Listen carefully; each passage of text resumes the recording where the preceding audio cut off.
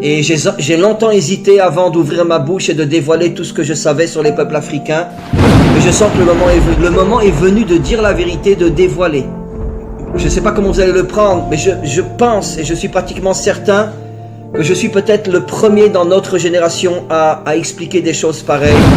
Ça n'a jamais été encore fait avant moi. Comment se fait-il que finalement les deux peuples les plus attaqués, les plus poursuivis, les plus humiliés dans pratiquement toute l'histoire, surtout par le monde occidental, sont les Juifs et les Noirs? Pourquoi? C'est quelque chose qui interpelle. Comment se fait-il?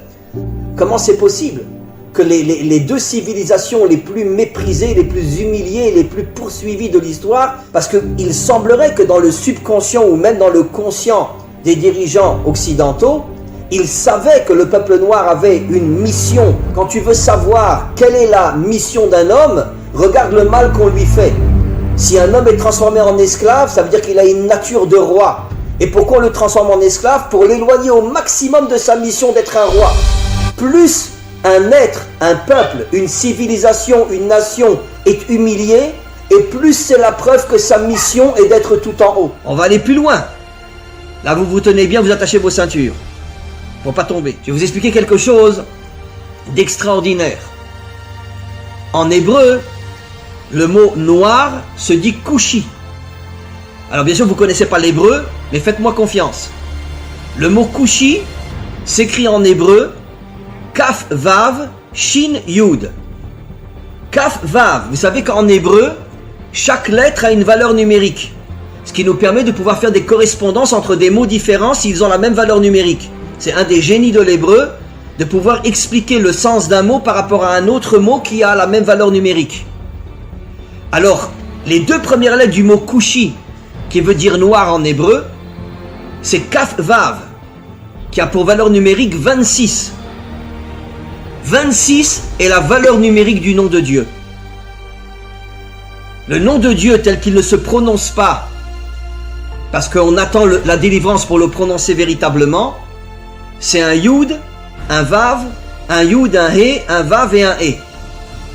Et ce nom de Dieu qui figure dans toute la Torah en hébreu a pour valeur numérique 26. Après vous avez Kou, donc Kaf Vav, le nom de Dieu, le véritable nom de Dieu dans le mot donc qui fait allusion aux Africains, aux Noirs. Et après vous avez Shin Yud, qui veut dire Yesh. Ça veut dire que Kushi signifie Yesh Hashem, il y a Dieu. Ça veut dire que dans l'Africain se trouve Dieu. C'est absolument incroyable. Dans les peuples africains se trouve le Dieu authentique qui a pour nom Yud-Ke Vav-Ke. Incroyable. Ça veut dire que caché à l'intérieur des peuples africains se trouve le véritable Dieu. Et c'est pour ça que en hébreu on appelle le noir Kushi, qui fait allusion à Yesh Havaye. Dieu se trouve à l'intérieur des peuples africains. Incroyable. Incroyable. On va aller plus loin. Là, vous vous tenez bien, vous attachez vos ceintures. Pour pas tomber. Comme je pense, vous le savez tous, aujourd'hui, il y a des centaines de milliers d'Africains qu'on appelle venant de la tribu des Danites. D'accord? Vous avez entendu parler de ça, bien sûr, la tribu des Danites. Ce sont des centaines de milliers d'Africains qui sont, surtout au Congo, au Gabon et en Côte d'Ivoire, il y en a pas mal. Mais au départ, les Danites se sont enfuis du côté est de l'Afrique et ils sont arrivés en Éthiopie, d'où l'origine des Juifs éthiopiens qui sont pour la plupart revenus en Israël ces 30-40 dernières années. C'est important. Ça par contre je l'avais déjà expliqué mais je vais vous le redire. Pourquoi les Noirs? Eh bien parce que nos maîtres nous révèlent depuis des millénaires que la couleur qui correspond au dévoilement de la royauté de Dieu, c'est la couleur noire. Ça veut dire que vous savez que dans nos textes, chaque attribut divin, chaque qualité divine lui correspond une couleur. Par exemple, la bonté, c'est la couleur blanche. La rigueur, la dureté, c'est la couleur rouge. Et la royauté de Dieu, c'est écrit dans nos livres depuis des millénaires, c'est la couleur noire. Alors c'est quelque chose d'absolument incroyable. Ça confirme encore ce que j'ai dit. On va aller plus loin. Quelle a été la première épouse du premier libérateur d'Israël?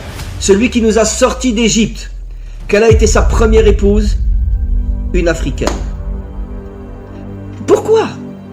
Pourquoi Moïse?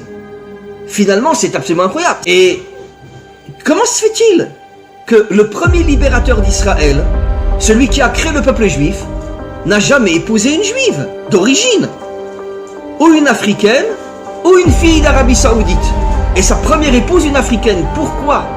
Mais on est les seuls peuples sur terre qu'on considère comme des moins que rien. Parce que dans le subconscient des méchants, ils savent que la délivrance finale passera par Israël et les peuples africains. Et donc